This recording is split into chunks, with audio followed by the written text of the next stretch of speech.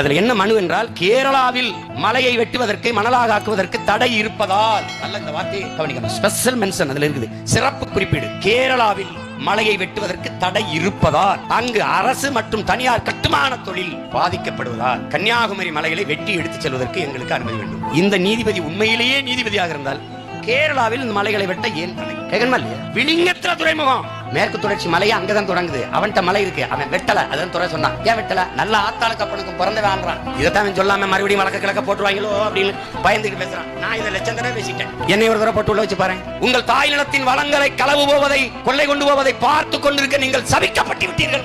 எனக்கு தெரியுது என் மலை போகுதுன்னு. தடுக்க முடியாத காரணம் அதிகாரமற்ற எளிய மகனா இருக்கு. கத்த முடியுது, கதற முடியுது, போராட முடியுது, வழக்கு வாங்க முடியுது, சிறைவிட முடியுது, ஆனால் தடுக்க முடியல.